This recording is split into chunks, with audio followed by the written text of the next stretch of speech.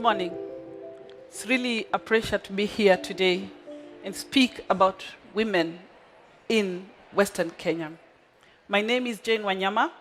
I'm a nurse midwife and a CEO of the Aga Khan Hospital, Kisumu, Kenya. In many communities in Kenya, a girl child is deemed a lesser person. Women and girls do not traditionally have control over everything about themselves, including, sadly, their own health. At the household level, decisions are made by the male heads of the households. In the community, people still believe in many harmful myths that impact the health of women, including access to health care. I saw that I could make a change in making sure that some of these challenges have been sorted out, being a professional nurse midwife. Unfortunately, the public does not always value the skills, competencies, and capabilities of nurses. And therefore, I felt a very strong urge to improve the public image of this profession. This required me to be in the influential position, and so I chose the path of leadership and management. Upon completion of my MBA, I worked myself up to become the hospital CEO. This meant that as a nurse, I was in the boardroom and in round table meetings, leading the discussions that inform health systems management and strengthening. The Aga Khan Hospital Kisumu in 2016 became the implementing partner of Access Project. The project, funded by the Government of Canada and Aga Khan Foundation, aims to increase quality and through extending and strengthening systems which then focus on being to improve the health of women and newborns in rural Kenya. Initially, as a midwife, I participated in the project as a focal person. But as a CEO, I not only identified myself with the women, and not just as a professional midwife, but I was now a leader, accountable for the project deliverables, ensuring that the project is delivered with the desired quality results on time and within budget. Through the project, the Aga Khan Hospital Kisumu has partnered with Kenyanya Hospital, which is a government health facility in Kisii County serving about 30,000 people. Before we formed this partnership, the government facilities struggled with a lot of issues, having to transfer women so many kilometers just to get access to good quality health care. The facility lacked basic equipment, utilities, while the staff lacked skills and knowledge to provide quality maternal and neonatal care. As would be expected, the outcomes were a high rate of morbidities and mortalities. Through this project, the gender barriers that negatively impacted the access to health are being addressed.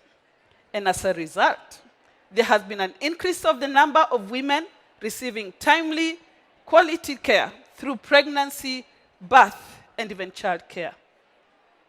The community health volunteers was deemed a very crucial part to record success. Community health volunteers were people who belong to those communities and are people who know exactly what is happening in their households. They understand what taboos stand in the way of proper care for women and girls.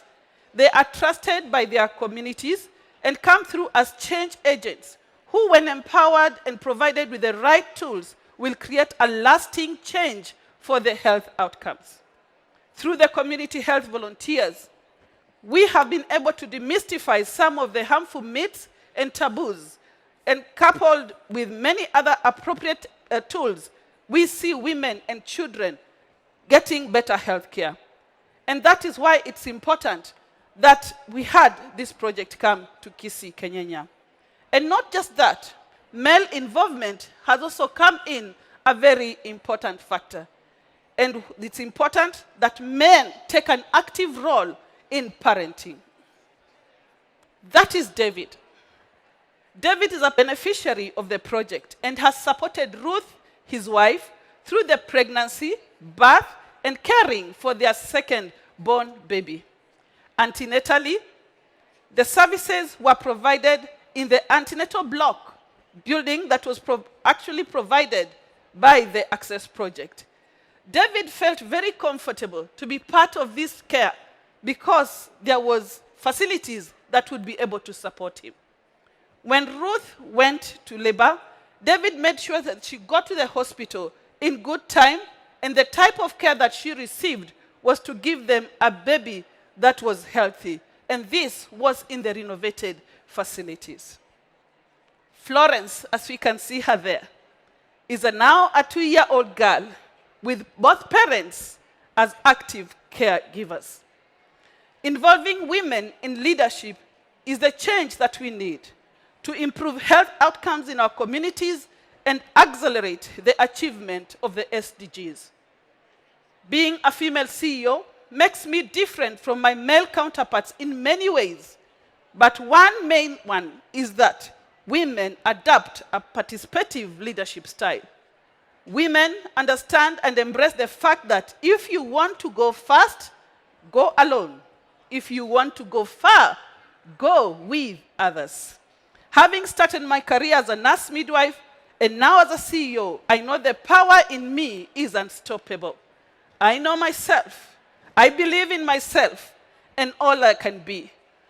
The history, myths, and taboos do not define me.